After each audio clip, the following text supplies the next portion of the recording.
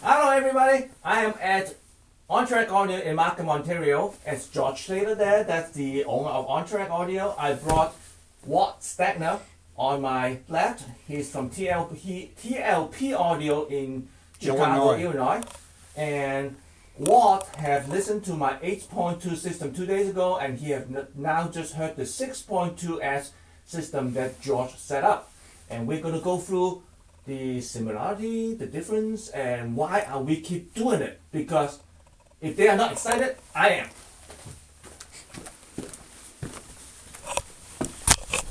Why are we shooting the video without the hat? Well, because I have... You know everything's going to go wrong now that you're not wearing a hat. How do I know? I have hair now. Because this is take 4, Well, and we're 5 minutes in. Well, you told me that's too slow. We're losing everybody. We are losing everybody. Yeah, I have hair now, so I grow enough hair that's too thick, so I gain half size on my hat. So Good, I got to buy new hat. I get your old hat. Well, the bottom mine. line is when I came up here and I listened He's not talking about hats. to... No, I'm not talking about hats. Okay, well, I want to talk about what I'm listening to. The serious. Okay. I want to talk about the serious stuff Okay, here. he's the one to talk about serious that we don't know. We don't know anything. Right. I don't have... Well, I have a hat, but I don't talk about that. Okay, So... we can fight that later. I didn't really know what to expect, so I listened to the 8.2 system, and the bottom line for me was once you listen to that system, you don't want to go back to listening to normal stereo. And the reason for that simply is it's engaging. You get engagement in the music that you simply cannot get when you're listening to normal stereo. And it doesn't take a very long demo to experience that. You can listen for less than 5 minutes and you'll be able to hear it. And that's where it was for me. And when I listened to George's system here, the engagement was the same. I mean, there are some subtle differences, but the primary thing is the engagement is the same. So can we talk about food? We can talk about food. You want to do the pork chop analogy? You want to go with pork chops or steak? A pork chop cheaper. Go ahead. So we have discussed it by using food, and everybody knows food. I know some people don't eat pork chop, but let's go with pork chop. If we use the two system as a pork chop analogy, the two speaker system is like a well cooked, well done pork chop. It's properly cooked. Properly cooked. It's properly served. It's properly cooked. It's properly served. It's a good tasting pork chop. Right? Yep. Yeah.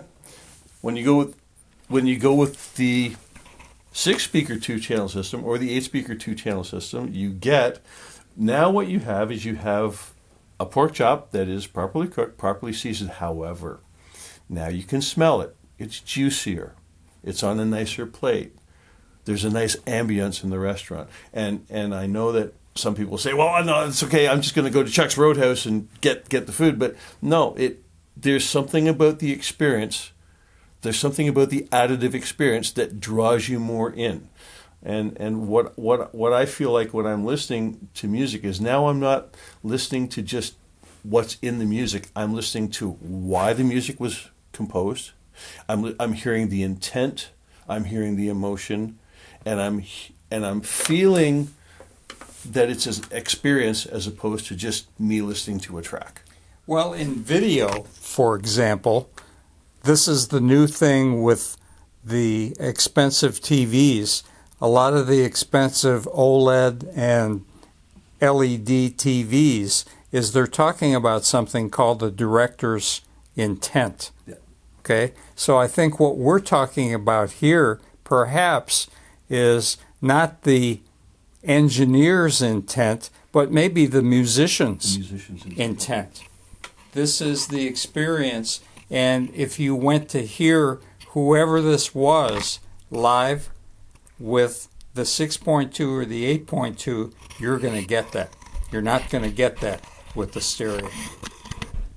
No, not at least in the same way. It's a different thing. Now, look, that's not to say that everybody needs to throw out the 2-channel stereo system. The 2-channel is a really good thing to listen to when it's done properly, and most people are doing it relatively properly. I mean, there's a lot of good gear out there, so don't take this as everybody get rid of your 2-channel system. You got to go to 6 speakers. No, you don't. But if you're at that stage where you're looking for something to do with your system that's different than what you're doing with it already, or if you're looking to upgrade massively, or if you're looking around your house and you're going, well, I've got 3 pairs of speakers here, but 2 of them are just sort of taking up room. Well, this is a way to use them that's advantageous to you, and it makes a real listen. That was exactly how I started it. Yeah, and I mean, now that's exactly how you started it, because you've got a huge collection. I jumped into it gladly because at any given time, since I'm a dealer, I've got 10, 20 pairs of speakers hanging around here, so I may as well do something cool with them. And this is the thing. It actually really is a thing. It's fun to listen to. It's not as I found out earlier this week. It's not so much fun to set up sometimes, because if you do something wrong, you spend 3 times the amount of time checking cables to figure out what you've done. And interesting side story. We were hearing something that was kind of strange in a couple of recordings, and it was because I had crossed one wire on the speaker cables, as opposed to in phase, it was out of phase. Yeah, the strange things. Well, I shouldn't say strange, but the fact is, like, Walt have listened to that track in my system, and my system is supposed to be correct, and I have double checked, triple checked. Yep. Almost every other system is based on my system, almost. Just some variation. And then when Walt listened to the same track in George's today's system, it doesn't sound the same. Now, I'm not going to say sound bad. It just doesn't sound the same. Doesn't sound the same. And then we start listening to one sound effect track that I listen to that sound effect track as a reference. I don't listen to that 10-second sound effect track as music. And that one thing, that arrow, when the arrow hit the target was on the left. Now I'm saying that on your point of view, left is your point of view.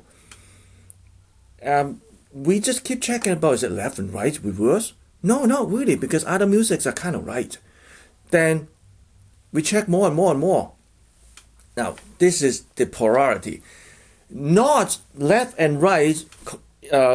Incorrect, but the polarity of the rear channel, which is the audience channel, compared to the main, is quote unquote incorrect. I'm going to explain later why it's quote unquote.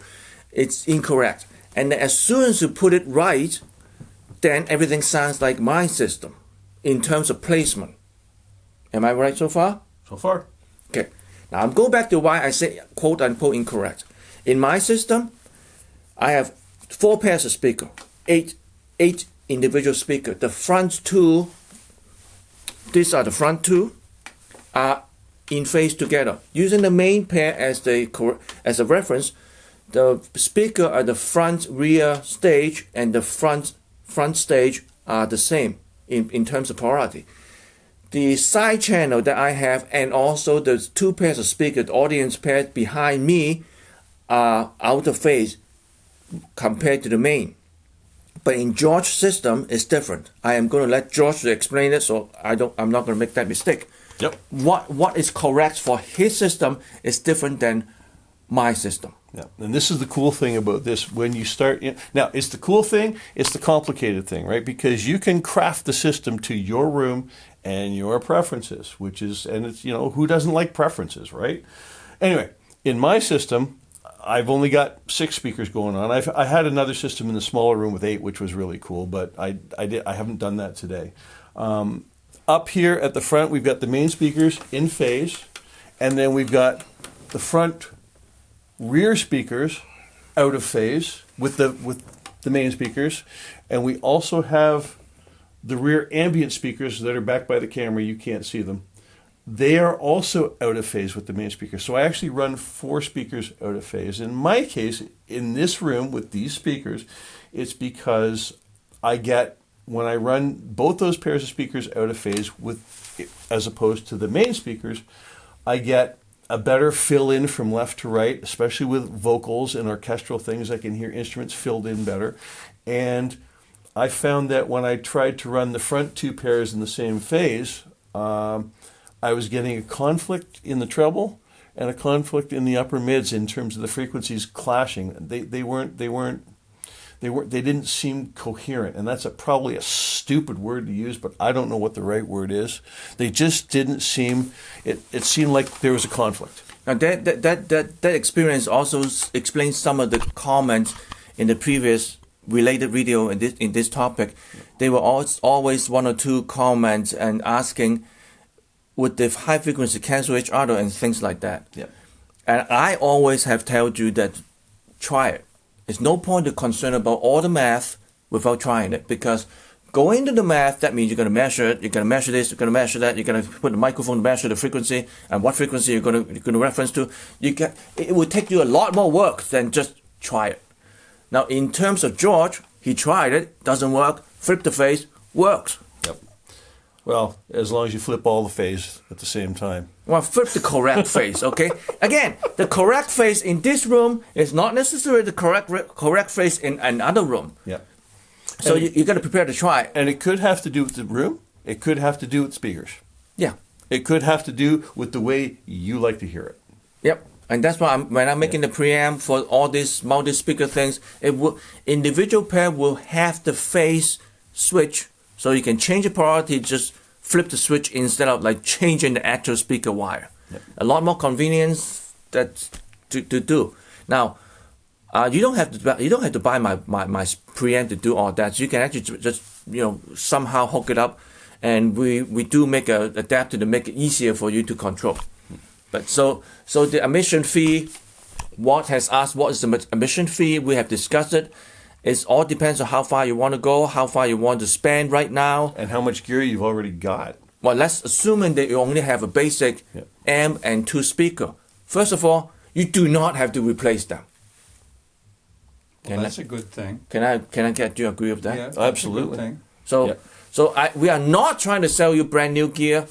We are not trying to get out. None of these 2 guys want to take your tray in either. So you don't have to sell. So just keep in mind that still the most important part of this setup is still the main amplifier and the main speakers.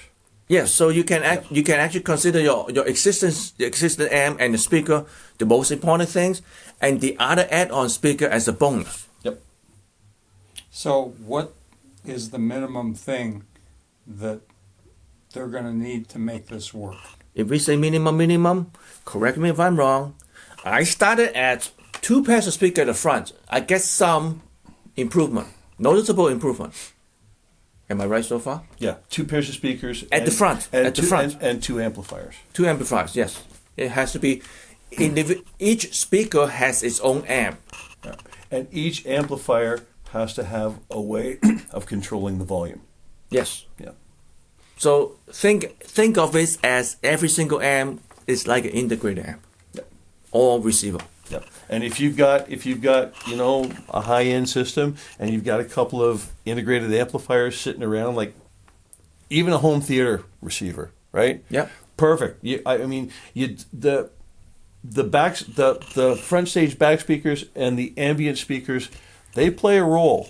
They play an important role, but you don't have to have really fancy gear to make it work. No, not to make it work. Not to make it work. Then you can actually taste. Then you get a tasting menu for a tiny bit of pop chop to taste. Yeah. And if that tiny bit of pop chop to taste is to your liking, then you go for full meals. Yeah. Yeah. And then we can do another video for how to cook the pork chop right. Now, you said something really interesting earlier on about the perspective.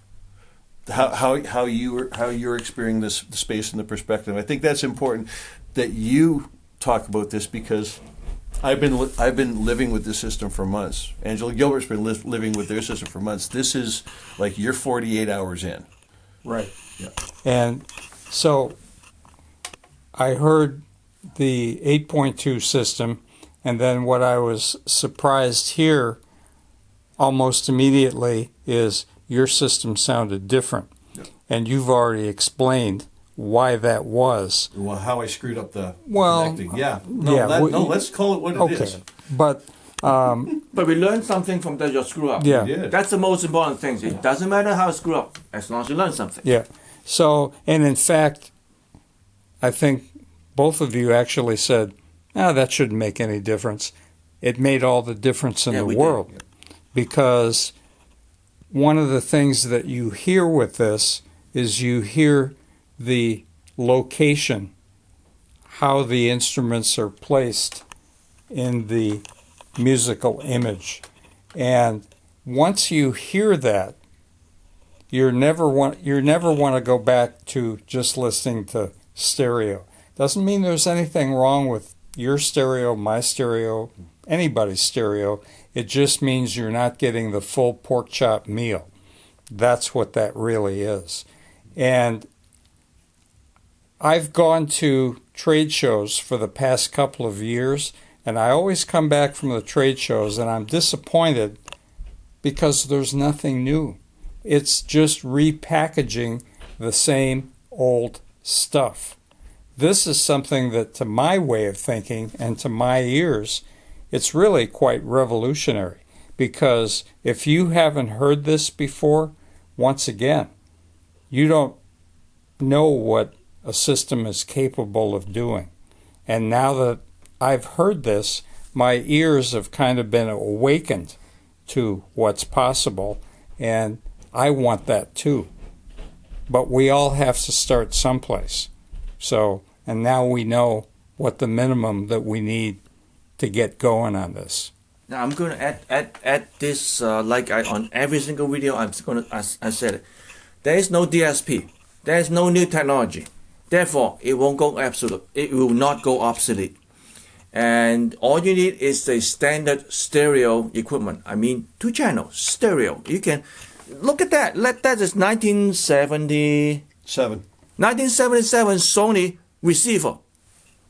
This one is driving the audience channel, just right beside the speaker location that where you're sitting, where you're actually looking at us. The rear channel was driven by this 1977 Sony receiver. So you can use any kind of 2-channel equipment. And there are little tricks here that, like we mentioned, every single amp has to have has its own volume control to adjust the volume. But there is no new technology. 5 years from now, you will still have this. It will never go obsolete. Now, I understand from the previous video that some people are saying that it's the same as surround sound receiver. No. It's not? No, it's not the same as surround sound receiver. No. The surround sound receiver is a multi-speaker stereo mode. Oh, okay. No. Okay. We didn't rehearse this video, so he didn't know what I was going at. No. So I was going to say that surround sound receiver has a mode called multi-speaker stereo. Is it the same?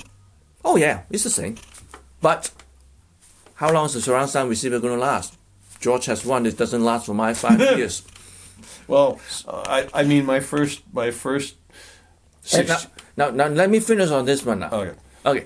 The surround sound, the multi-speaker stereo mode require DSP to get there. In our case, it doesn't. So it doesn't go bad. A lot of times the surround sound receiver, the HDMI chip go bad, the surround sound chips go bad, then you're done. You end up with a maybe working 2-channel, maybe not. Sorry, it's your turn. That's okay. That was the first multi-channel. That was the first 6-speaker system I set up using an NAD T748 home theater receiver that had become brain dead. It literally is only good now for, running as an amplifier. Yeah, it's not completely dead, but it's like it's just the two limbs still working. It's just not. Yeah, it's still got a couple of arms going, and that's fine. But that's the type of thing. I mean, that's what you can use. That's literally the type of thing that you can scrounge up to use with a system like this, right? Again, it doesn't have to be fancy. It Yeah, doesn't have to be, and I want to say that George was trying to stop me saying when I start talking about surround sound, this is not surround sound. No, this it's is not discrete multi-channel. This is two-channel. Your stereo channel, two-channel. I would take this an additional step. Back in the 1970s, there was something called 4-channel, where there were 4 individual channels. That's not what this is. 4-channel sound actually had sound or recordings that were mixed for 4-channel sound. And I've had the opportunity to listen to that for many hours because we sold that gear back in the 70s. This isn't that. This is better. You are hearing things in the original stereo mix that you would never experience any other way than what we're talking about here today. And that's a pretty cool thing because it doesn't really require any special equipment. or any special recordings. Or any special recordings. And in fact, I'd be willing to bet that if you could get the original engineer that mixed the recording to listen to this, they would be blown away by what they hear because they wouldn't have heard this in the original recording. I'm going to say something almost like audiophile point of view that I did not tell neither of them before we start this video. And I want them to have a true reaction in front of the camera. I have been listening to my 8.2 system for several months now, almost every day, because I listen to the music in the morning while I'm having breakfast, and at night while I'm having dinner. Of course, I have food in my mouth. So some people will say that I don't get 100% of the music. But true, okay, I don't get 100% of the music because my mouth is stuffed up with the pipe that things don't go in the ears that clear. Okay, but what I still get is the music. What I still get, I'm finding out music, the instrument, from audiophile point of view, is actually have more separation. My guess is some speaker, some pair of my speakers are actually out of phase compared to the main speaker, main pair. So the out of phase informations are more pronounced, and that causes the individual instruments I have more separation and actually more details out of it. Now, reaction, if you have any. I think maybe what you're talking about is contrast. Because when you adjust contrast on a television set, that allows you to expose more detail in the picture by controlling how much light is being shown by certain areas of the picture. It's the combination of contrast, highlights, and shadow. Yes. Any comment? I do, but it's more complicated than that because the funny thing is that yes, you do get more contrast, you do get more highlight, you do get more shadow, you get more exposure, but that same instrument or part that you can hear with more clarity also integrates better into the rest of the music. Yes. It weaves itself into the tapestry of the music in a really defined way, so you can appreciate the layering, you can appreciate the tonality, you can appreciate the timbre of a trombone playing against a saxophone in the same line in the same place. It's an amazing instance where things become more clear and defined, yet also become more combined and more holistic. It's a bizarre thing and that's the confusion. Like, does it image better? Yes, it images better, but it that's not exactly what it sounds like. It images better and integrates better at the same time. Yeah, that's what I'm going to say. It's like, yes, there's more separation, but at the same time, they're more together. More cohesion. Yeah, more cohesion together. But you can also hear the musicians are more clear individually, but they are playing together with more cohesion. Yeah. Our enthusiasm for this is probably very confusing to anyone who doesn't have the opportunity to listen to it. And just like this guy, Yeah. I have spent so many months trying to convince him. Yeah. I gave up, and I said, "You have to come up and hear it." So I did. Yeah, was it And worth I'm it? glad- I'm glad I did Yeah. because without hearing this, you would have no idea what you're missing. And that is not possible to show Explain you it. explain it. Yes, they're not possible to show you the sound through YouTube or any kind of video because you are going to listen to through headphone. You are going to listen to through your two speaker. You were never able to experience this. No. And I cut you off a few minutes. No, that's okay, because all I wanted to add was, and you know what, we just spent, before we made the video, we just spent 15 minutes, 20 minutes, maybe as much as half an hour, trying to talk about how to take it to an audio show.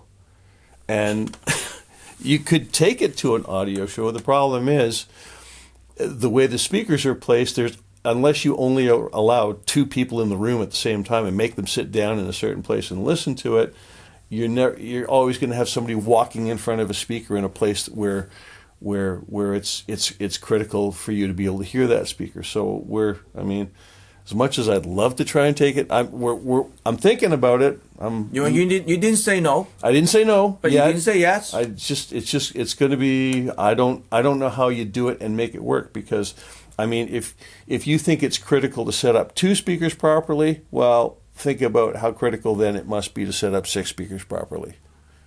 It is. It's just, you can't just take it and show it to people. If you're not going to take it and have the result that we've had here, there's no point taking it, because people will just be confused. They'll be saying, well, that doesn't sound all that good. It's like, well, tell that to the guy in the winter jacket that's like standing in front of the speaker, because it's a problem. So anyway, if I can figure out a way to do it at Toronto in the fall, I will try it. I will attempt it. It's a cool thing to listen to, and it would be neat for people to be able to hear it. Or you could just come here and listen to it. There's that too. There's always that option for it. Well, I think what we're trying to do here, which is kind of difficult, is come up with a way to talk about this that at least encourages you to come and listen to it, or even just talk to us about it to get some more opinions and ideas.